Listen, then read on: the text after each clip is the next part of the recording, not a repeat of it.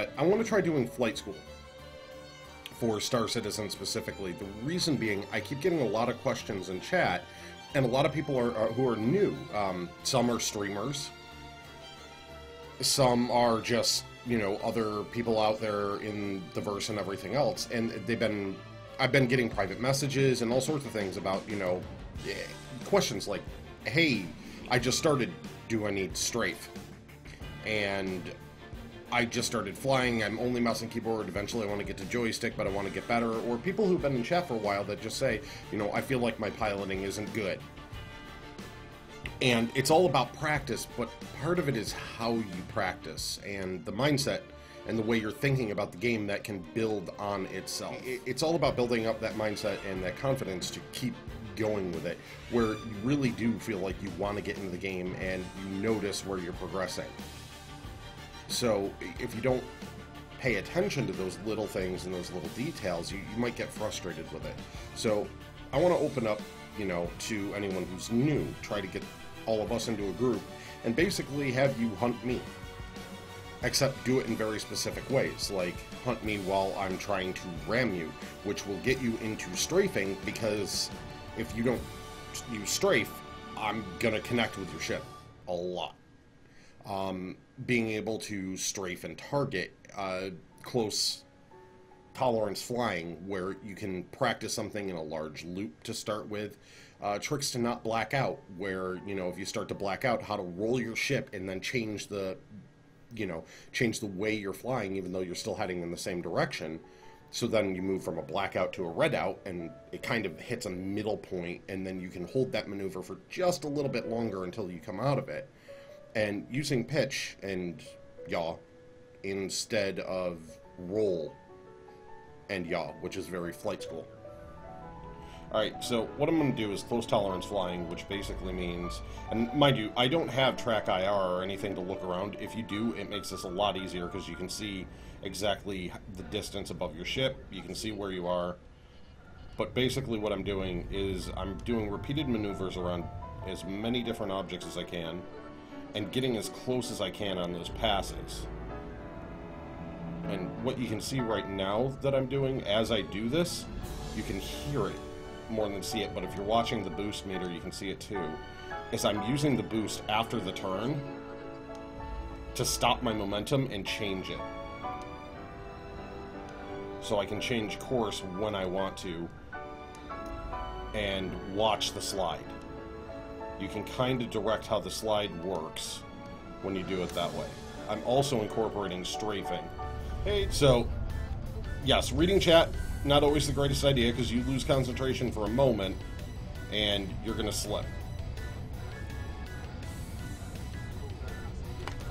Sometimes you just got to back off on the throttle a little bit, and you might hit there, because I hit the wrong strafe button, and it was also reading chat again. Alright, so when you're trying to get into narrow gaps like this, where you're off angle, you always want to kill your throttle, strafe down, and then through. Hornet's got a little bit of clearance, so you always have to be careful. I nicked it, but I managed to survive. Now, I'm not even using decouples right now. I'm just using boost, strafe, boost, strafe. If I wanted to, I could decouple, turn, and then fire it off a little bit sooner. You just got to make sure to turn it back on. But decoupling, recoupling, and doing repeated turns, slightly more than basic early stuff. Just boosting, strafing, turning. Over and over again. It may seem boring, but as you try to challenge yourself and work your way through different areas, cut yourself closer, it can actually be kind of fun. And Zen-like. Zen in the art of close tolerance flying.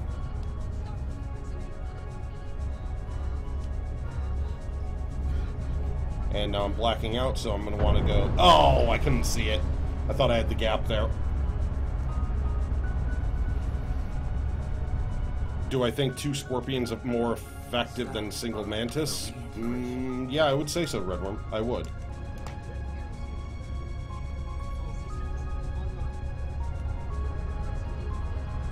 That's the only thing when you're doing this. It sometimes look like an idiot trying to do close tolerance flying and look at chat.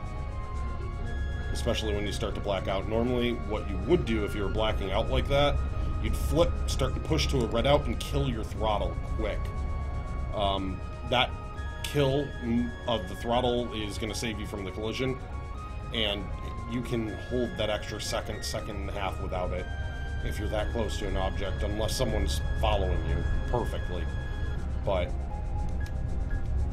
more than likely, if you do it enough times through objects and things, they're not going to hold a bead on you perfectly if you stop for a second or two, and then you're going to get enough of your vision back, and what you can do is simply flip around and get the hell out of there. Yes, as you can see, all I'm doing still is practicing this, and I'm waiting for my boost to recharge because, watch, we'll just do a basic here. If I go this direction and then try to turn without boost, watch how far I go. Notice the distance, and there, now my speed catches up to me. I do it on the upper side with boost available, and this is why you have to watch your boost. Make the turn, hit the boost. I'm already in the process of heading the other direction. Same thing at the bottom.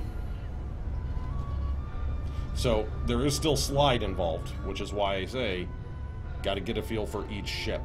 Every single ship has a different slide, different behavior, different thruster layout. It's going to take practice with every ship to start mastering them in the long run.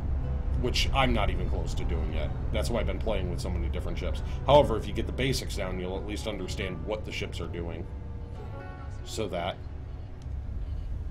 you can start down the path to mastering them. Now, one question that was sent to me recently is Strafe important? Now, to anyone who's been playing the game for a while and, you know, playing in Arena Commander for a while, everyone knows, oh god, yes, you need to strafe. But for someone new coming in, they might think of it in old school flight sim. You fly, you make your banking turns, you try to yaw and everything else, and you keep chasing your targets and you fly towards them and stuff, and when they're coming at you, you try to get out of the way. Problem is, those maneuvers, because of your momentum, forward momentum, velocity, and the way it plays into the physics of a space game like this, you can't exactly fly in a space sim like this as you would in a flight sim and expect the same results. You're going to ram people, you're going to get rammed, you're going to get shot up a lot more because you try to make a banking turn, and you're presenting yourself as a target. So, for those that haven't seen it yet, and don't know where to look, and mind you, I'm also talking this way because I am going to put the VOD on YouTube. I'm going to just do edits and cuts. It's in your key bindings. So, whatever control setup you have, mouse and keyboard, you have your strafe at Q and E. Personally, I prefer A and D for my strafing, and I prefer Q and E for my rolls, just because that makes a lot more sense, since strafing to me is more important, and the A and D keys are more natural as a gamer. You can go into your advanced customizations, flight movements, and if you scroll down, you'll find strafe. Up, down, left, right. Same thing goes for gamepads. You can set up your movements to different sticks and different key combinations. Same with the joystick. Hey, Resolved. Hello. Joystick, whatever joystick you have, you can find a button. For me, I use this. The throttle handle on my X52 Pro. Specifically, I use the hat right here. Left, right, up, and down. They're right there as I'm holding the throttle on my finger. The boost, it's back here. So it's right on my thumb.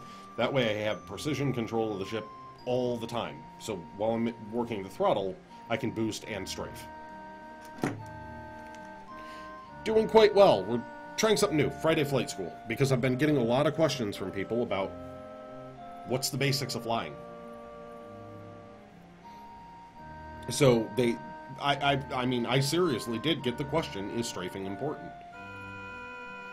And as someone who's been playing Arena Commander for a while, I'm in the mindset of, well, duh.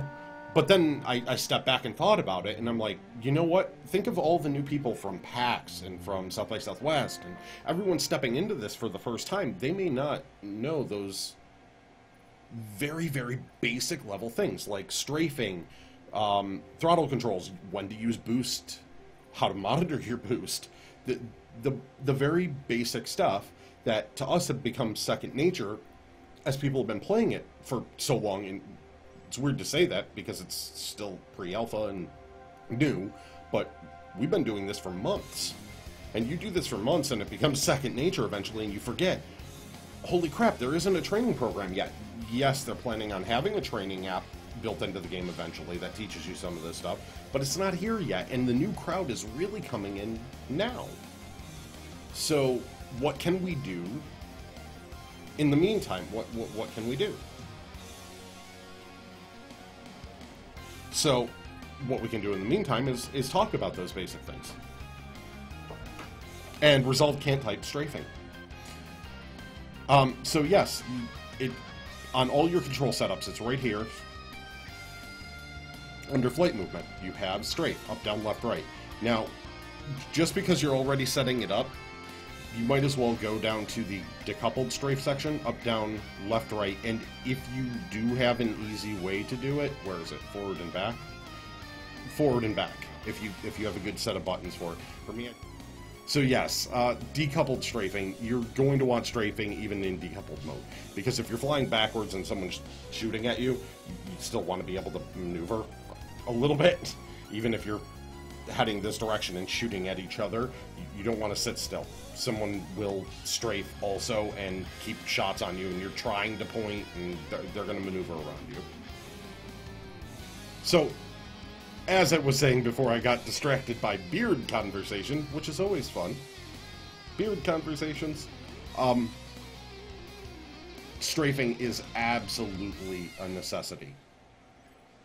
If you don't strafe, people are going to take advantage of that. They are going to use strafing against you, and while you may be able to get shots back on them, especially the more maneuverable ships, they are going to literally fly circles around you. You can circle strafe using a combination of strafe and movement on a joystick or mouse and keyboard and angling properly to keep yourself moving in a circle and shooting at someone. So if they can't strafe also to break that circle and get out of it, they're just going to keep flying around you and shooting you until you're dead. So that is why strafe is an absolute necessity. And make sure my mouse is recentered, because I don't use mouse and keyboard. Again, I use joystick. But this applies to mouse and keyboard, gamepad, joystick, anything you're doing. So, complete standstill, as you saw my strafing setup when I talked about it. There it is. I'm moving left. You can see my momentum. Sometimes, if you use your boost just right, it'll slow you down. And if I don't let go of the strafe, I keep going. My ship will automatically stabilize me back to zero if I let go, but it does take time. You do have momentum. And then vertical. So up and down strafing, you do have to be careful because you can red and black yourself out. G-forces do affect you.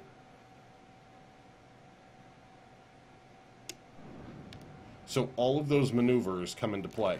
Now when you're actually flying and moving, if you watch the throttle, the actual speed on the side there, not the throttle I should say, something that's different, especially in 1.1 from what was before, so if you're used to the old model of strafing, this is what's changed. It used to be if I'd hit the strafe button, like this, it would cut my speed to zero and just move me in that direction. However, now, I still have forward momentum and velocity. So, while it's reduced, you have to account for the fact that you are still moving forward. So, if you try to use strafe to dead stop and not hit something, like up here, it's not going to work. You're going to keep going towards it, so if you do it at the last second, you're not going to dead stop. Now, you can kill your speed and do that, or you can, account for it and start your maneuvers earlier.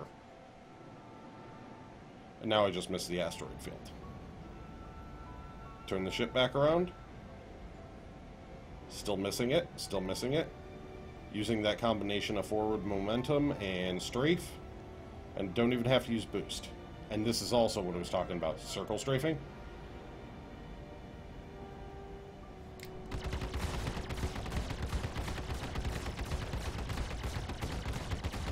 Someone else isn't strafing down there, I'm shooting them and going in circles around them. Over and over again. And pulverized. And you would be spending the whole time trying to use yaw and pitch to try and chase them, and because they have forward momentum, they're going to be moving faster than you can adjust as basically a stationary target.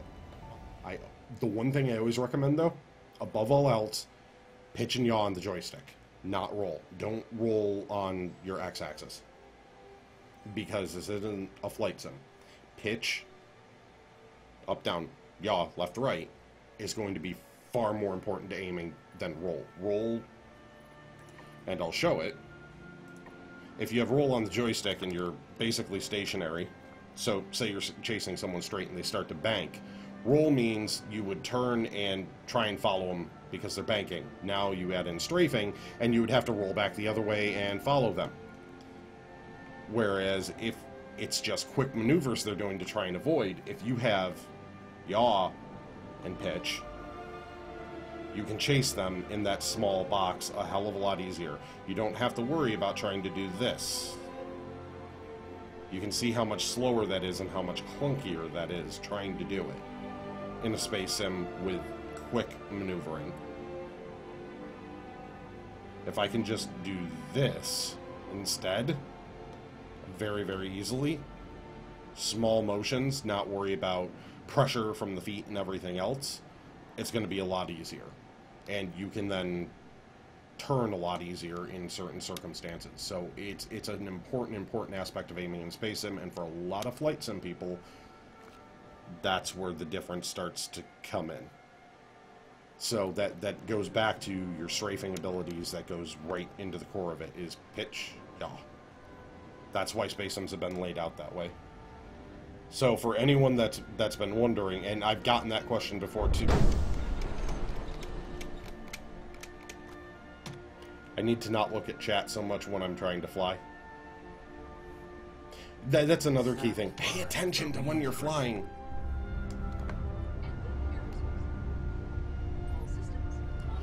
Yeah, Soulless. That's a habit that sadly needs to be broken for the space sims. If you try to roll to match and then follow, it's going to slow you down. And you're also more likely to black out eventually. I don't have any speed to force a blackout. Hornets, luckily, a little bit tougher to black out in. Well, I haven't blacked out yet. Okay, there it goes. But if I try to chase like that in a Hornet, eventually I'm going to black out. Faster, more agile ship, it'll black out a lot quicker. If you can just roll to the side a little and chase that way. Up, down, left, right.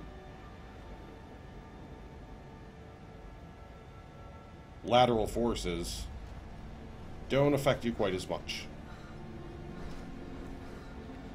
You can hold the maneuver a bit longer. I am a target drone Soulless, so we're going to see if Soulless can break that old habit. And anyone else that wants in to practice the basics and everything else, I'm basically going to be acting as a target drone. I'm going to be doing the close tolerance flying that I talked about. And other people are going to shoot at me. So you want to break through those walls. You want to see, how do these systems work? How do they fit together? How do they function in general? And once you start getting those basic items down and you process and practice them over and over and over, and those items start running through your brain, you realize, oh crap, I'm learning when I don't even mean to every time you pick up a new ship. You're already processing some of that basic information of, well, if it's pitching and yawing at this rate, then it's going to slide so much, and then it just takes time to get used to it and practice with it so you don't screw up completely. Oh. Drop underneath that object. Now this is why roll does come in handy is right now. So it isn't completely useless. You want to be able to roll and keep that object above you, so you know right where you are while they're chasing you. And then you can strafe around it, you can boost back, and you can be a proper rabbit.